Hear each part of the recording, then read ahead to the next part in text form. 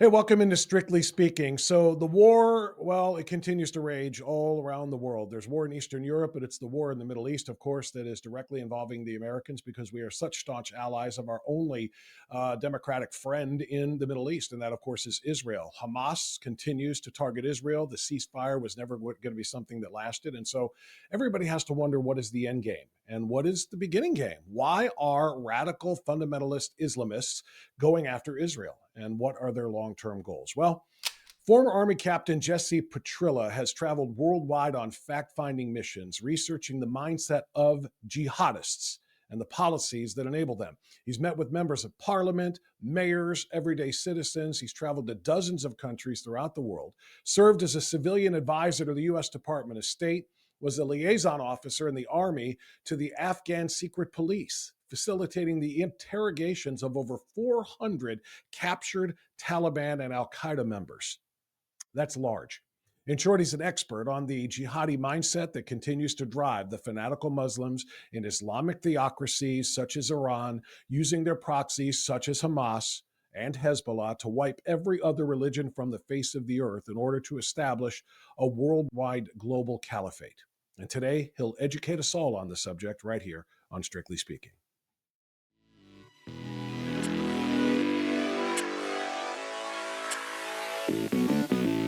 Jesse, good to have you here, man. Appreciate the time. How you doing? A little sick. I think it's a jihadist plot getting me sick, trying to keep me from doing this interview, but the show must go on. Well, it's too late for them because you already wrote the book. The book we're talking about that you wrote that was just released a couple of months back. If it takes 1,000 years from Al Qaeda to Hamas, how jihadists think and how to defeat them. That's a pretty heady title, and I love it, particularly the subtitle, because that's the key. A lot of people, Jesse, are talking about everything they're doing. Nobody seems to know how to stop them. Nobody seems to know how to defeat them. It's something that has been obviously tossed around in a lot of really high places for quite some time now. And so I'm glad you wrote this, and I'm glad we can get a little bit of insight into this. But let's start with the actual title, not the subtitle. If it takes 1,000 years, what does that mean, Jesse? Well, it just talks about the generational mindset that they have. They really focus on fighting this thousand-year war where they're looking at the next generation. The words that I used for the title came to me from a Taliban commander. I was in a room with him and in an interrogation room, and I asked him, I said, we've got you caught. When are you going to stop fighting us? And he said, my children will fight you, and their children will fight you. If it takes 1,000 years, we will win. And that's the mindset. That's what the West doesn't understand is these people fight generational wars. And they're always looking at the kids, at brainwashing the kids through the Islamic schools. And they really think just so far into the future, whereas we only think typically maybe 2 or 4 years at a time, which is our re-election cycle for our politicians. They're just looking at what they could do as quickly as they can, and our enemies just don't think like that. And it's something that we need to change our way of thinking, and really look at our kids and what we can do to impact their future for the positive. Yeah, that's pretty important stuff right there. Generational warfare versus what we come to know as few year warfare. We've seen enough wars come and go. I mean, the longest one was, of course, the war in Afghanistan from 2001, late 2001, early 2000, 2002, until the debacle of a withdrawal in 2021. So that's a 20-year war. That's long for us. But the jihadists, the Islamists, those who want to establish that worldwide caliphate, they don't think of wars like that. They think of this as their calling, right? This is what Allah and what the Prophet want them to do for the entirety of their lives. And as you just said, then they ask the next life, the next generation to continue it until it happens. I don't know that everybody really understands the dedication that these people have to their mission. Well, there was a common phrase that I heard in Afghanistan a bunch. They used to say, "You have the watches, but we have the time." And it's something that really, if you look at the newsreels from, it was very telling when the Taliban stormed into Kabul. You look at the newsreels of who the Taliban fighters were that were storming in. they were all these young guys, most of whom were not even born when 9/11 happened. So these are kids that weren't alive when the war started, and they flooded into Kabul. That's the biggest mistake that we made there, is just allowing the Taliban run Islamic schools to continue churning out jihadists, and most of them operated just over the border in Pakistan. And interrogating, or rather facilitating the interrogations, because what I was doing, I was the liaison officer to the Afghan secret police. It was a Hmm. group called the NDS.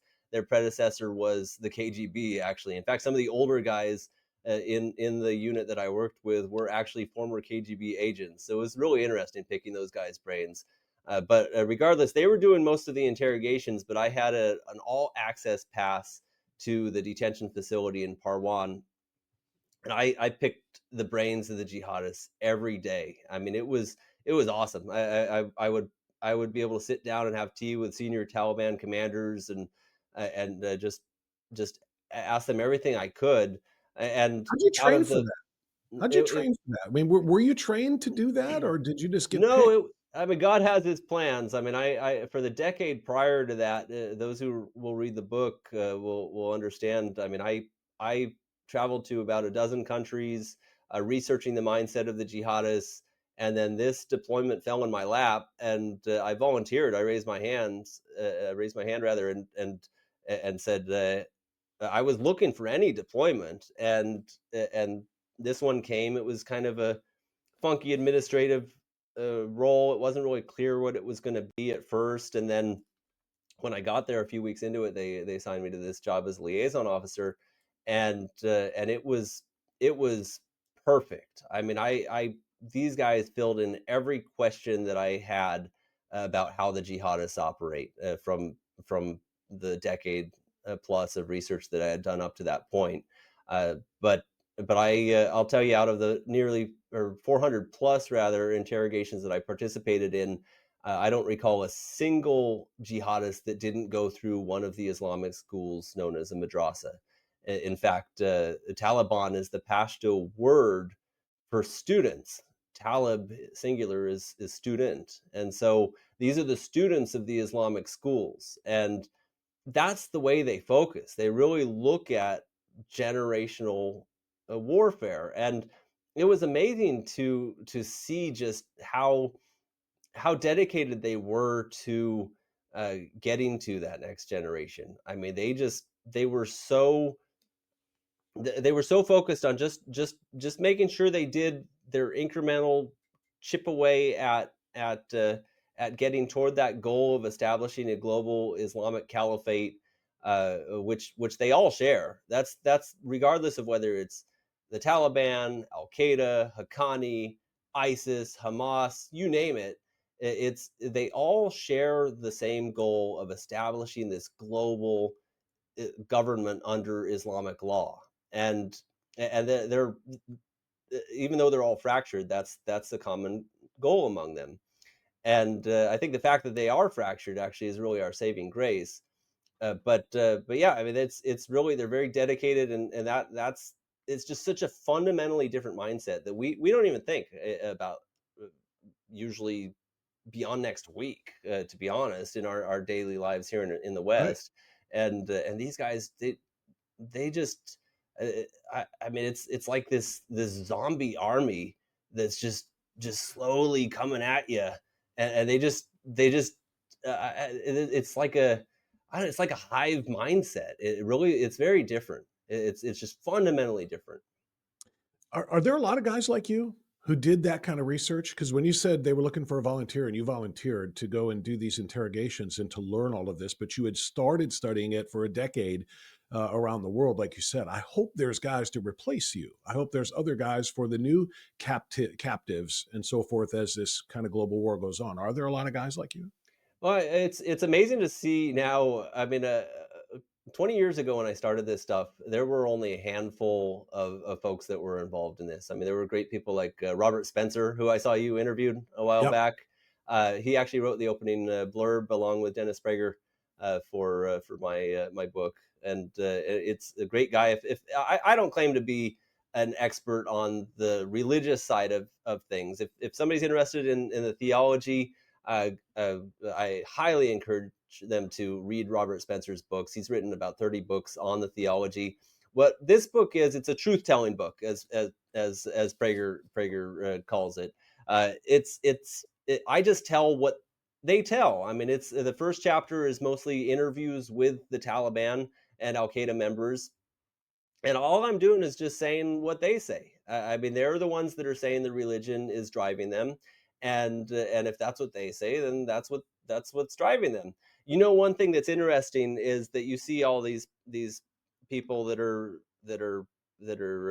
saying, "Oh, what are you, some kind of Islamophobe?" or "Oh, if you only treated them a little bit nicer," or what the best thing is that I hear is, "Oh, if we only didn't support Israel, that's why they hate us." It all comes down to Israel, and you see this stuff as if it started in 1948. And I'll tell you, out of all of the Taliban and Al Qaeda that I met there, do you know how many times I heard the word Israel or Jews? It was zero. I Really? never heard it. And I mean, it was just it has nothing to do with Israel. Israel is one of the it's a thorn in their side in that aspect, but it's just this didn't start in 1948, and it's certainly not going to stop if they, God forbid, ever did destroy Israel. Their goal is to destroy the West and establish this global Islamic government. Yeah, right. This caliphate that we talk about. Hmm. I want to go back to the first thing you said, that one of the biggest mistakes that we made in the Afghan war was not stopping them from conducting the schools, the madrasas, and teaching and indoctrinating and training or whatever the next generation of fighters. In order to stop a generational war or a generational enemy, you kind of have to stop the generation. But how could that have been done given the rules of war? I mean, we can't just go in and bomb schools, and we can't even go in and take out kids because they're about to be taught to be jihadists and terrorists and suicide bombers and everything else that comes along with that. So how do we address that, knowing that there are rules and that there are some things that go too far, at least in the eyes of most? Well, you can look throughout history to see what has worked and what has moved Islamic societies toward a secular path. And you can look at Kemal Ataturk, what he did to Turkey and to their school system.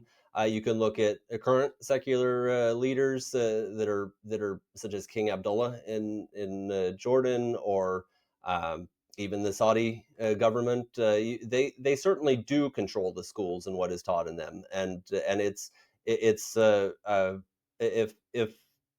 I think the biggest mistake that we've made in foreign policy in the last couple decades has really been to promote this idea of free and fair elections in the Middle East, as if that's going to help. It works for a Western society that has reached that level of mindset, but the problem is when you're dealing with societies that are so far back in time and have so many tribal differences that run even pre-Islamic, it creates a whole dynamic that where those types of government are just not going to be successful. And you can look at time and time again at all across the board. I'm not aware of a single one when the the people in these countries were given the opportunity to vote, where they didn't vote for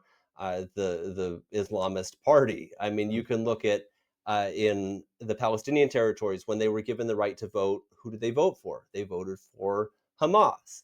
When there was an election held in uh, Egypt, who did the people vote for? They voted for the Muslim Brotherhood. You can look at Libya; they voted for the Islamist party.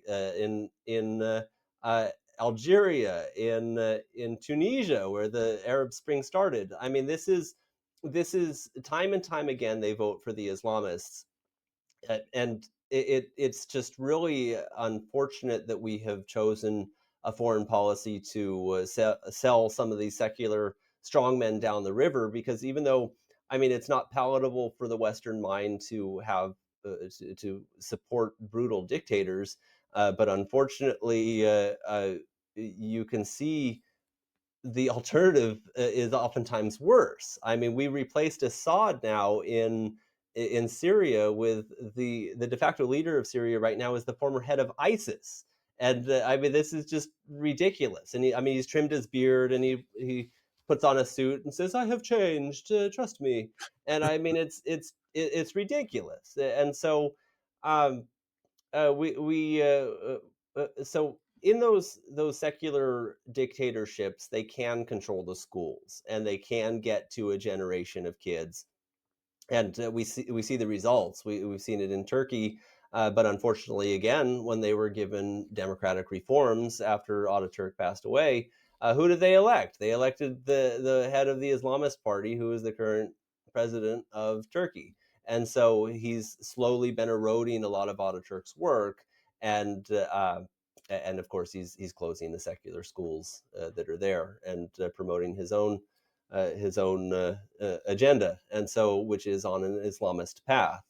So I think that's unfortunately the reality, is that these countries need a king, and they need somebody to make sure that enforces secularism, um, until they can reach that level of thought to where they can handle it, because it is the tribal mindset is just so very different. And I think the reality is that Islam developed from tribalism, and tribalism for the last 1400 years has evolved under Islam in much of the world. And just to give you a few examples of how different uh, tribes are in Afghanistan, or how different it is from our own Western mind.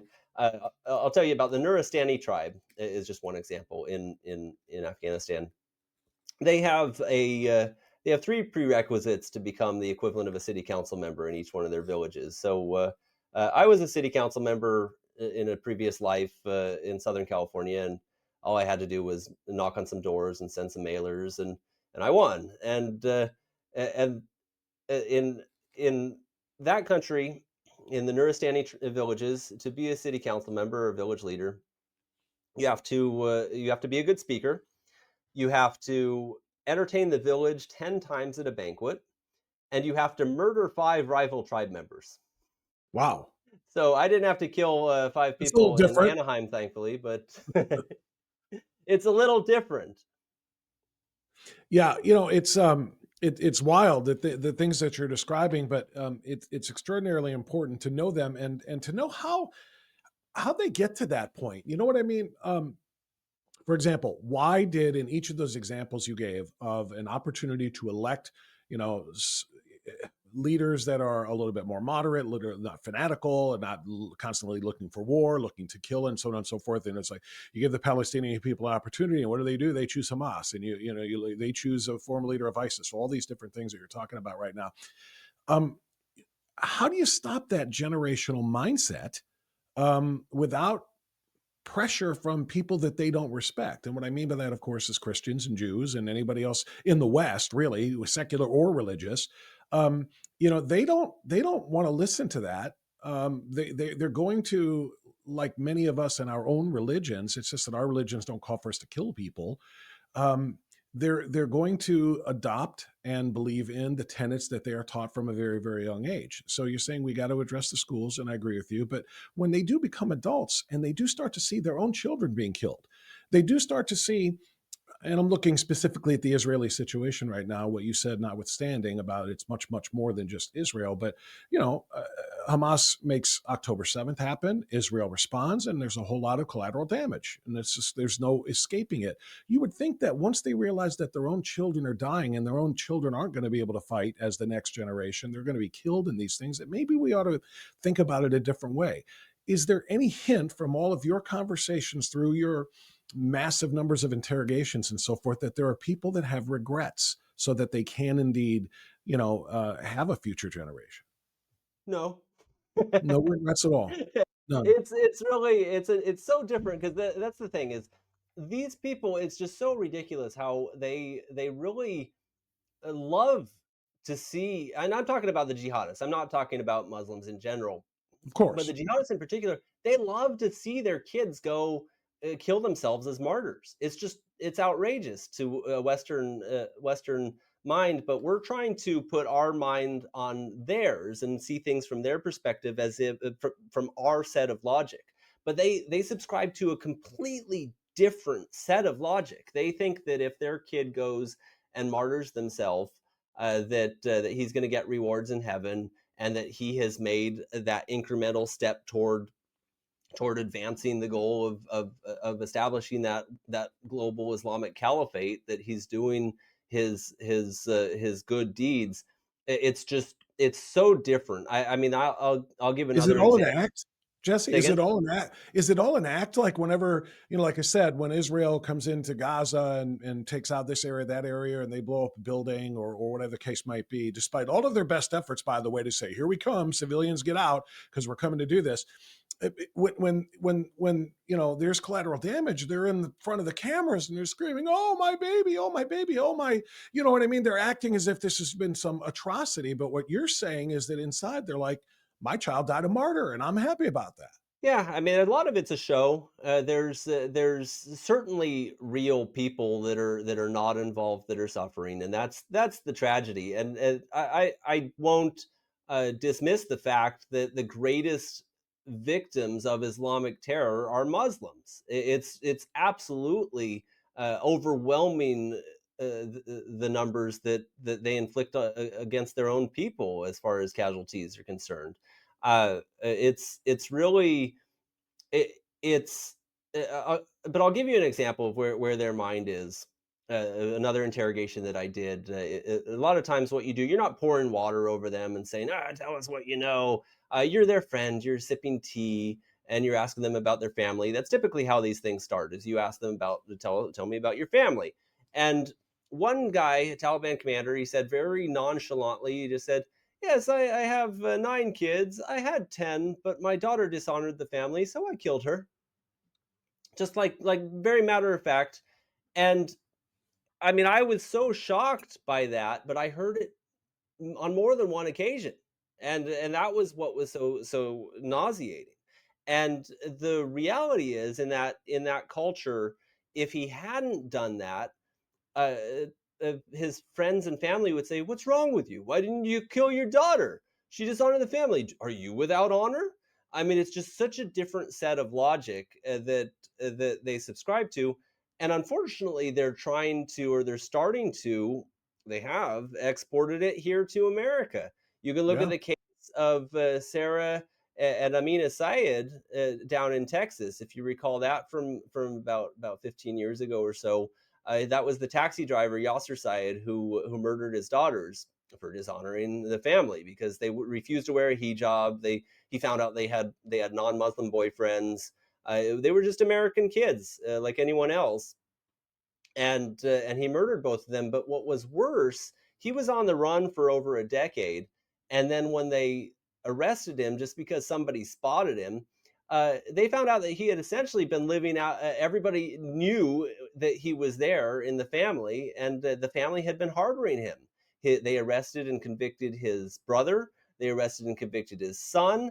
All these people were helping him throughout the years to evade capture because they thought he did the right thing.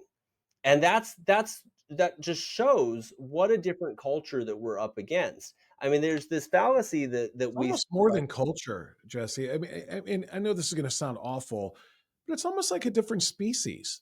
It's almost like we're two different species, the West and these fundamentalists. And as you said before, of course, we're not talking about every Muslim. Not every Muslim right. subscribes to this and would kill their children. But the ones that we're talking about that are the jihadists, the ones that are driving this attempt to kind of take over the globe that we're talking about, it's almost like a different species because I cannot fathom another group of people, whether driven by religion or anything else, that would so wantonly say, "You've dishonored the family, you must die," and take their offspring and kill them. I mean, I don't think we can reconcile that with our brains.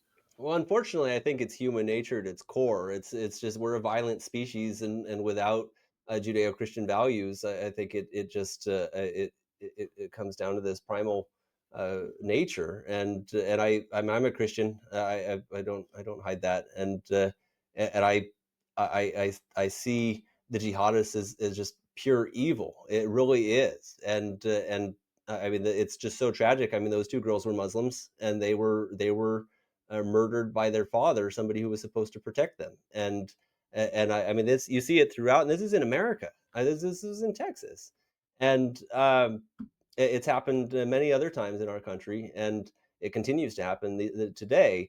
I mean, it's there's this fallacy that I wouldn't say call it multiculturalism.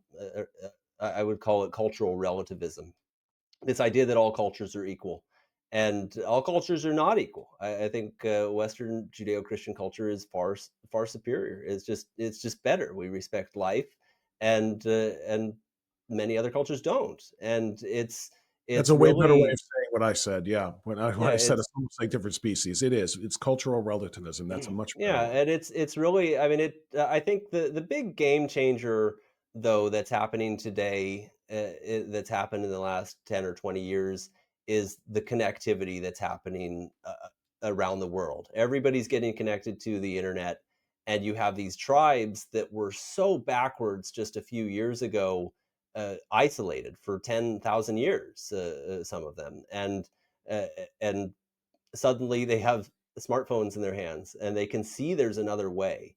And so you asked earlier if there's people that have regrets and have and I do think though that the kids though will start to see that they want something else, and especially if they're not brainwashed in those Islamic schools.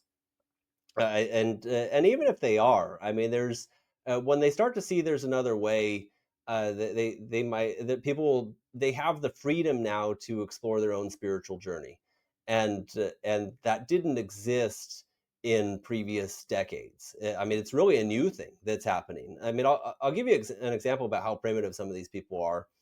There was one Taliban fighter that was brought in, that was it was that moment where I realized that our mission there was garbage, and not going to succeed. He came in, and the interrogator came out of the room laughing, and he said, you know, uh, this guy asked through the translator. He said, you know, what is that stick in your hand? He'd never seen a pen before in his life. Wow. And I saw it's like, okay, well, this guy was an Afghan citizen that had never seen a pen before in his life. And these are the people that we're trying to teach Western democratic Republican style governance to, and some of them don't even know what a pen is. And he didn't care what a pen is. I mean, obviously he wanted to know it's this magical thing that that wrote things on paper. I mean, it's just, but it's incredible to see just this level that they were at. And I mean, and then you have somebody show up who is educated. You have, I mean, some of the Al Qaeda guys were very educated, and so it doesn't have to do with level of education. In fact, it's a very odd thing. The higher the educated jihadist, the more radical they were. I mean, there was. I mean, you have Doctor Ayman al Zawahiri. You have highly educated members of jihadist groups. Um, but the more educated ones would come, and they would use people like this. They would go and they would give him a 30 round magazine for his AK-47 and say, here, go spray this at the next convoy that comes by, and if you get shot, you're going to go to heaven. And okay, and they go and do it. And it's just so crazy to see how these people just so blindly go along with it. It's just such a it's really tragic, actually. I mean, Yeah.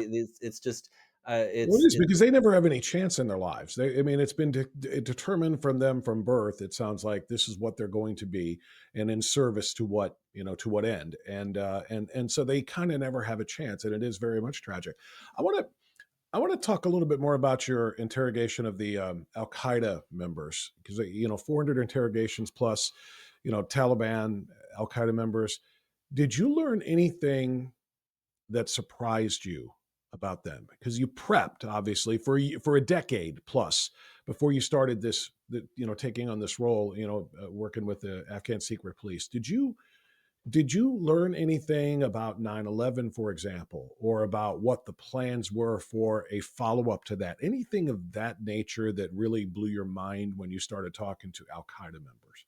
No, it was more cultural stuff. I mean, it was funny because every one of them, and we called them interviews, was the politically correct word that we used, and so these were interviews with the terrorists. Uh, I, it was not so much uh, mission specific stuff that they would talk about. It was so funny because every one of them would come in and they'd say, "Oh, I'm just a poor farmer, but I'm not a Taliban or Al Qaeda guy." Although the Al Qaeda guys were happy to have to say they were Al Qaeda, but the Taliban specifically were saying, "Oh, I'm just a poor farmer, but I happen to know all the ins and outs of how the Taliban operate and who's who and what drives them. Here you go, and let me tell you everything, and you're gonna get me out, right?" And that was pretty much it. And then we'd keep them, and so it was really a cultural eye opener. Uh, but I'll tell you the biggest takeaway from all those interactions. It wasn't so much about plans, but what shocked me was the the the genuine warmth that I felt from them. It felt genuine, I should say. It wasn't genuine, but it felt. They would come into the room, and specifically the Al Qaeda, they would be like, "Hello, Mister Jesse, how are you?" And just just bubbly, warm personalities that it was so deceptive. It was incredible. I mean, What what I've kind of never. what kind of, conditions were they being kept in that they were so happy and so bubbly? I Well, mean, that was they're that's a teenagers, whole right? other topic. I mean, they were kept in these cells. It was the biggest mistake. I keep saying there's a lot of biggest mistakes we've done, I guess. But one of the biggest mistakes, another one that we did was we would put them all in cells based off of location and terror affiliation. And so it was ridiculous. So we called the nickname that we had for the detention facility in Parwan that I worked at was Taliban University. And so Taliban U would be that they were cells of about 30 guys. And so it was big cell. And they would so you take 30 people from the Kandahar region that were affiliated with the Taliban, and you throw them on in there. So everyone from the highest Taliban commander to the lowest villager fighter, and then you would throw them all together. So they would all network together for a decade or more, however long they were kept in there, because some of them were in there for a long time. They sat out Mhm. the war in there. And then when they get out, they're the most seasoned, connected jihadist you can imagine. And same thing with Al Qaeda. You keep them in there. It's like, oh yeah, all the Al Qaeda guys are all networking, and you bring a new guy in. They'd give them all the updates, and it would completely just create jihadist leaders. And they then now they're out and they're waging jihad again in the war, and they don't stop. That's the thing. Is it's not like they were reformed in there. And I mean, there were some idiotic ideas that they came up with, they being the West, us. One of them was, oh, let's teach them soldering. And so we had some course to teach them how to make IEDs, essentially. And so it was like, so they stopped that because, of course, they're going to they're starting to figure out how to make bombs. And it's like, we're doing stupid stuff like that. And so they essentially just left them in these cells to rot, to just study the Quran and hang out with one another and strategize for when they get released. And so that's what they did. They kept them there but I mean, they sat out the war it did keep us safe. We did accomplish some things. Is that for those 20 years that we were there, we didn't have a significant terrorist attack on American soil.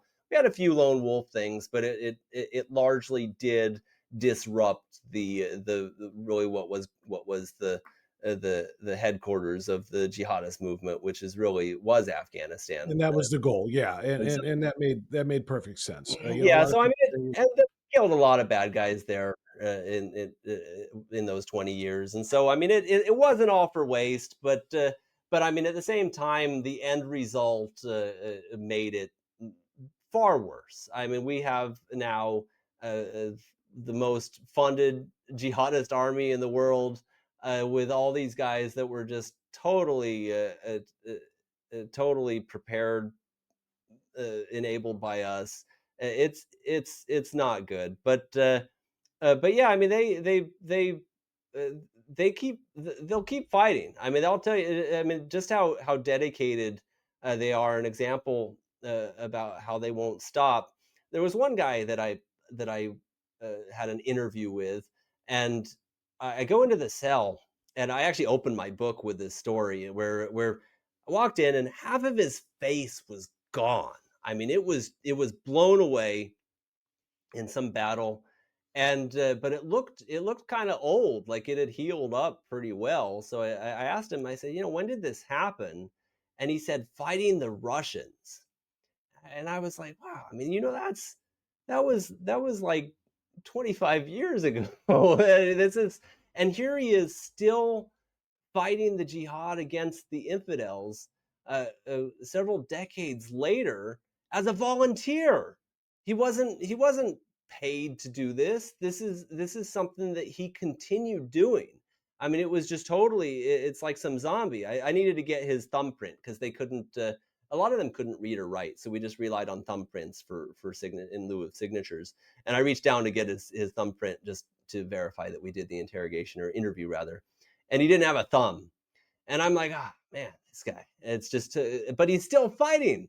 I mean, it's just so crazy to see people in that shape. I mean, I'm a did big you video talk game to him at player, all and about the change of allegiances, Jesse? What I mean is yeah. he's fighting the Russians in the 80s, and he's our ally. We're funding, the Taliban. We're funding the resistance Oh, in it's really, Afghanistan to fight oh, the this guy. Russians.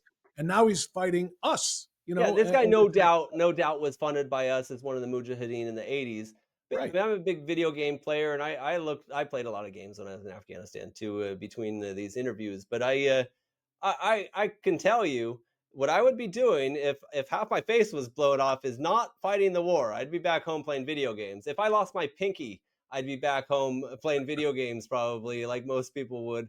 I mean, it's just this is not a it's not an army like any other. I mean, this is an army of darkness that is marauding throughout the world, and people are just now realizing it. I mean, you mentioned earlier who else is that are people replacing us and standing up Yeah. to fight against them, and it is so refreshing to see. When I started, I on my journey of writing this book, if it takes 1,000 years, available on Amazon and at other locations, but It's um, going to be all over the screen many times during our chat. I promise you. awesome, thanks. Well, yeah, when I started it after 2001, when I started researching these after 9/11, I there was Robert Spencer, Daniel Pipes, Bat Yor, a few others that were out there screaming about this stuff,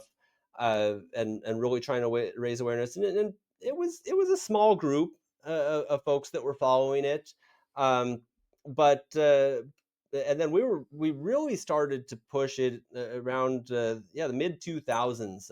I was working with a lot of activists. Tom Trento was another one that I was working with, and he's still involved.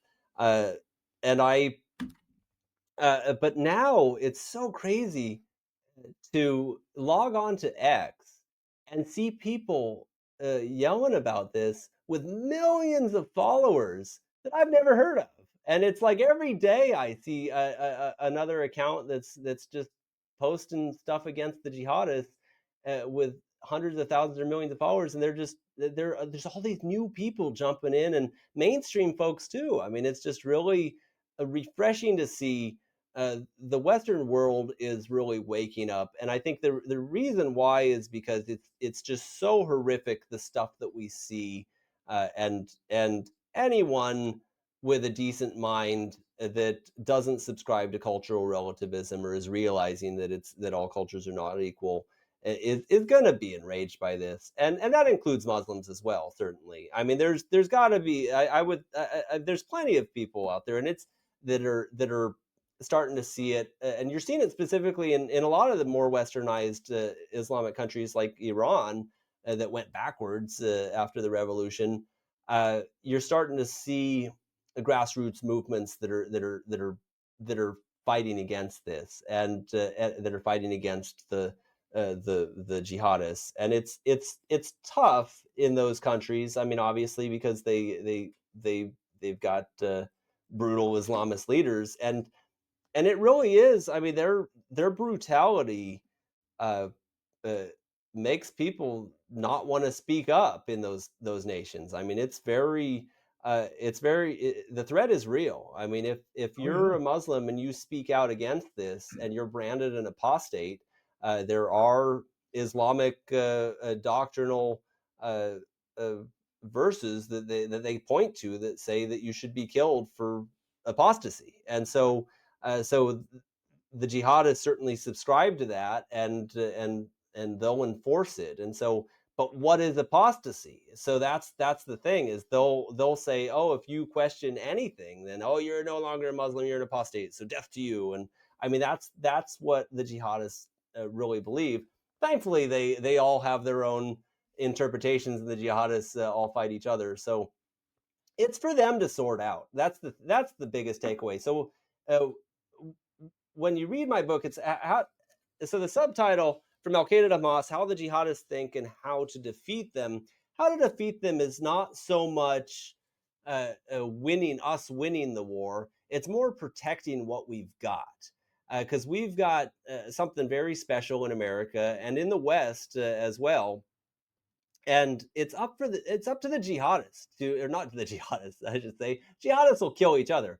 It's up to the Islamic world to sort it out, and I think the jihadists eventually it'll in well, it's got maybe 500 years of steam left in it, I would think, before uh they're backed into a corner, and it's you're going to see pockets of this stuff still, but it's really How uh, do you gauge that? Where do you come up with that number? I would think generationally, it maybe even less, because you're starting to see the trend. I mean, I've met you can look at in the countries that promote assimilation in the West, like in America, uh, Islam doesn't really stick as much here as it does. And I hate to really even delve into the theology aspect of things, but but just from what I've seen, it's you can see each generation here when they're born. We promote a non ethnocentric identity. We're Americans, and this is not it's not based off ethnicity. It's not based off of religion. And when people are given the freedom to explore their own spiritual journey, they usually don't become jihadists. I mean, it's just not very attractive, and so it's really I mean, we've got the 14th Amendment, which a lot of countries don't, where when you're born an American, you're an American. And so I've met so many people. I can't even tell you how many now, where that came from Islamic backgrounds, that are either no longer Muslim, or they converted to something else, or agnostic, or what have you, or very secular, and they want nothing to do with it. Where you see the jihadists get more radical, or in places that get balkanized, where they're pushed into communities where they don't assimilate. For example, in France, the Netherlands, those places, they don't have the 14th Amendment, and and they're uh, so what they do, if you're not Dutch, for example, and you're born in the Netherlands, you're not looked at as Dutch, and you're not accepted. There is discrimination in those countries, and they're specifically in France. You could be born third, fourth, fifth generation Senegalese, and you're not looked at as French. You're still holding a Senegalese passport, and even though you're born there, and I mean, it's just these are the and so what do they do is they form their own little communities, and they get more and more indoctrinated because they're going to Islamic schools in those communities, and they're just it's very dangerous for a society to have that. But I think as the world opens up more and as we become more connected, because that's the thing is these boundaries of borders are really dissolving digitally. And so I think it's important for us to maintain our sovereignty. But as far as communication is concerned, we've never been more connected, and we're only getting more connected. And so I think as people question their faith and question these people, and they see the atrocities that are going on, humans just want to live, and the survival is instinct is going to be there with the kids. I think as they start to see there's another way, as long as they get out of those schools. The madrasas are the number one problem on this. Right. That's what the jihadists use to recruit. But I think people are starting to wake up to that, and I think I mean we should be putting pressure on, or the Europeans need to be doing it themselves, and there already is, to close those things down. I mean you can't have a jihadist set up a charity and pretend that they're a legitimate organization, which is the way they operate. That's how they raise money, by the way. Largely is to fund these Islamic schools. Is they set up charities in wealthy Islamic countries, and they raise money from average Muslims who tithe. Like Christians believe in tithing, they believe in something called zakat, which is the same principle. They have to give a percentage of their income to it's supposed to be religious causes, and so the jihadists set up these charities to fund these schools that they say, oh, it's just for religious education. And so they siphon in huge sums of money, and they fund these Islamic schools all around the world. And so that's the primary source of the cause, and it's the primary uh, uh, source of the jihadists. I mean, these are factories for Islamists, these schools. And but I think as that stuff starts to wane, I just see the connectivity being a huge game changer on it. I think several generations, it's just not going to stick because I mean, there, uh, there for thousands of years. I mean, I would say, I mean, 1400 when it comes to Islam, uh, it's been very easy for these places to control the narrative, and I mean you have, like, for example, in Saudi Arabia the Bible is illegal. You can't have it. I mean it's just, but how are they going to stop somebody from downloading the Bible app on their phone? I mean, how are they going to stop somebody from logging in and reading it through a proxy server in Iran? I mean, there's certain things that people are getting around these blocks, and they're seeing other ways, other ideologies, other beliefs, and so it's really things are changing. I mean, we're not going to see the end of this in our lifetime, and certainly, and they'll keep fighting for Well, they warned hopefully you. not They another have their 1,000 kids years. and But their grandkids and more, if yeah, it takes 1,000 years. Um, what role do you see organizations like CARE playing in this? Because it's kind of similar to what you were describing with charities.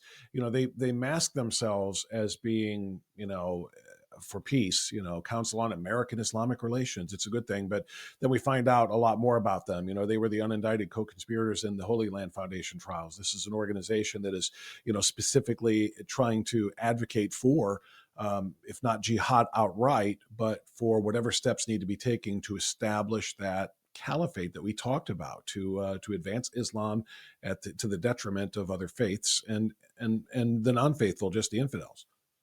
well, the jihadists operate in various ways. I think there's the kinetic jihad, which is like actual attacks, physical attacks, Mhm. and then there's something that I would call that's been referred to as stealth jihad.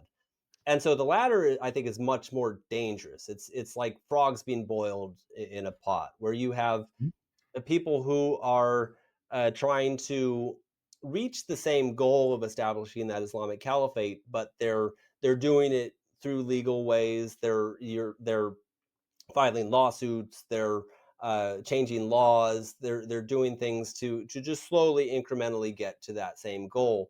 But I mean, this is an ideological war that we're up against, and so uh, these are smart people. I mean, it's not. I don't think that the fact that I've run into jihadists that don't know what a pen is should by any means diminish the intelligence of our enemies. There are some incredibly sharp people on the jihadist side, and but I mean the thing is what they're looking at doing is specifically getting at our kids as well, and so they're very good at indoctrinating their own, but there are groups here that are being funded from overseas, and I would point to the most recent uh, campus events that we've seen, where you have all these kids, these idealistic kids that are marching along to this stuff, where you have one guy that's maybe funded by Iran or some other nefarious uh, uh, foreign entity that will grab a bullhorn and march through a campus saying "Free, free Palestine," and then you have 100 useful idiots marching behind him that are just looking for purpose, that are completely uneducated on the global jihadist threat. But that's But what if this you is all condemn part. that, though, but if you condemn that, Jesse, then you're an Islamophobe. I mean, they know how to Right? use Yes. political. They know how to use political correct. You write about that. That's one of the biggest tools that they have is political correctness. And that's just it. But I think we're now entering this era where political correctness is finally, the walls are being broken down. And I mean, this is an ideological war. And if you're listening to this, you're probably already aware. But the question that I would ask your audience is: are your children aware of the threat that we're facing? Because realistically, what's worse, isolated terrorist attacks, which are bad, or a generation of pro jihadist zombies that we've seen on the college campuses? I mean, would you want your kid to be marching in favor of Hamas or Al-Qaeda or whatever the next 100 terrorist organizations are going to be? Because they all have the same goals, just varying aspects of them. But it's ridiculous, and you can see there was a survey that was reported What do by you think the NBC. answer to that is, though? Before you go on to the survey, what do you think Sure, the answer to that question? Do our children know? Because I think the answer is absolutely not. Because they're they because of don't. that political. Even though you said the walls may be breaking down, they're not allowed to see other people who are in underrepresented groups, as I like to call them now, or minority groups, in any negative light, even if they represent a faith or a culture that is indeed being driven to this cataclysmic world takeover of a one world religion type of situation here. The kids aren't allowed to think of people that way. That phobia is taken right out of them, so they're just, I mean, they'll embrace them and go visit them in their mosques before they'll actually condemn them because of what's going to happen to them. Well, I think the evidence is in that the survey that I'll mention, and it was conducted by a group called Generation Lab. It was just after the October 7th attack. They did it the week following. It showed 1 out of 8 college students actually supported the Hamas attack. 1 out of 8. Think about that. That's just so scary on American college campuses, and 48% didn't even blame Hamas for the attack. And so I think it's an indication that we've completely failed to teach the post 9/11 generation about the mindset of our enemies. So if you have kids, especially if you have college kids, I would encourage you to pick up a copy of "If It Takes 1,000 Years," available on Amazon. It's an easy read, couple hundred pages. Reads kind of, I mean, I don't know. I mean, I don't want to toot my own horn, but I've heard that it reads like an adventure story. I mean, Too it right. talks about my travels through Egypt. I've got a chapter, travels through Jordan, travels through Bosnia. It starts out with the chapter in Afghanistan, but it really just I'm just telling what firsthand experiences. When I go, in the center of the book, I delve into the problems that Europe has faced, and so I went to I met with members of parliament in the Netherlands, and I went to France, and I actually attended a Hezbollah rally in France. That was interesting. So they were burning French flags, burning Israeli flags. They were in the middle of Paris, outside the Louvre. They Wow. started torching cars. I got out of there when that happened, but it was really amazing. And what was scary is seeing how many French people were marching with the Hezbollah members. They're marching alongside people waving the yellow Hezbollah flag. And I mean, I was just wading through the middle of it with my camera and interviewing people. Hey, what do you think about this? What do you think of that? And I mean, I, it was an interesting, it was an eye opening, I should say, experience to see. And this was 2009. I mean, uh, that was a long time ago, and already it's gotten far worse since then. But yeah, I think that Europe has been a window into our future as far as America is concerned, and we just need to enact policies that promote assimilation, that encourage the Muslims here to just. There's nothing you could do to encourage people other than to create a colorblind, religious blind society. I mean, this is it's really from the left that we see them try to highlight people's uh, identity, and other than American. And I think it's important that we focus on the, just integrating everybody, making English the national language, which the president just signed the other day, is a step in that direction. These are the types of things that we need to encourage people to integrate, and that prevents the balkanization that we've seen in so many European societies. And it really protects us. We've got to enact policies that protect the West, and let the Islamic world sort out their differences, which will happen. I mean, it's going to shake out.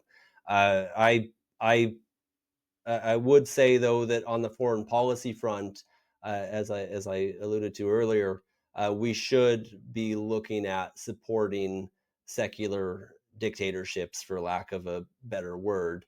I think it's important to understand that these are people such as the Saud family in Saudi Arabia, or General Sisi in Egypt. These are people who are keeping lids on pots very, very, very well. They're doing a good job at it. And if that lid is lifted, it's a real hornet's nest under there that we've Yeah, seen happen, and it's secular very interesting. dictatorships are certainly preferable to Islamic theocracies because they're not willing to Right. die for their cause the way and sacrifice their children the way that we're talking about right now.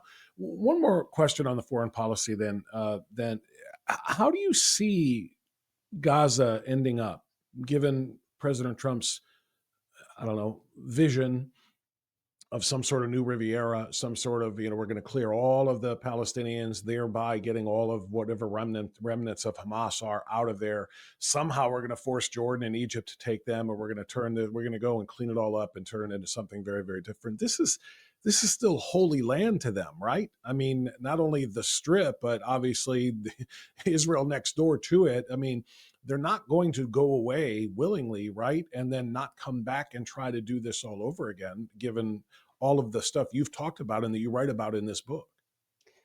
Well, I think us going into Gaza is the opposite of America first. I think it's largely a negotiating tactic on the president's part, but I think he's got something absolutely right when it comes to his statements that the future of the residents of Gaza resides outside of Gaza. It's not some place that they can stay living at if there's going to be a peace there. He's the first world leader that I've seen that's willing to make that statement, and it's a factual statement. There is a, a firm reality that the world needs to face, specifically the Arab world, that the Gazan population, uh, it would flourish outside of Gaza, and it's just not going to happen if they stay there. But the reality is also true that nobody wants to take them in. Right. You can look at the statements that were made by King Abdullah, who remembers what his father went through. There's something called Black September that happened in 1970. It was less than 3 years after the '67 war, when Palestinian refugees in Jordan took up arms against the king, and because they wanted to overthrow his government and create their own Islamic government. So it's he very much remembers that when his house guests that he let in tried to overthrow the government. And so they don't want a repeat of that. So that's why you hear statements from King Abdullah saying it's a red line. But and same with General Sisi in Egypt, for national security concerns. They don't want to let them in. But there has to be a deal brokered. It doesn't have to come from one nation, but throughout the Arab world, unfortunately, a lot of governments in the world are corrupt, and money talks. And if someone can come up with the money to compensate those governments for letting refugees in to support them and sustain them, they would be far better off. I've seen man on the street interviews with people in Gaza that they a lot of them want to leave. I think if given the opportunity, they would leave. And uh, it's not so the land is an excuse. Saying that it's their holy land. I mean, we're not talking about Mecca. This is something that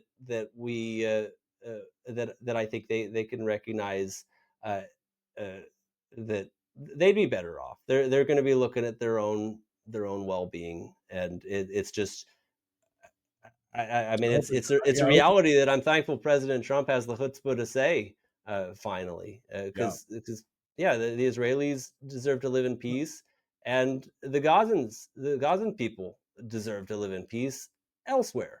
It's just Yeah, well, if they desired peace, they could stay there, but they don't desire peace, which is why we have what we have, and that's the reality of the situation. They just don't. That's why the quote unquote two-state solution, as they discuss it, will never happen. Because what Netanyahu and everybody else has pointed out, they had a quote unquote ceasefire all the way up until October 6th, and as soon as they reconstitute and rebuild, they're going to start the next one. So I agree with you. It cannot last that way. I want to ask you one final question.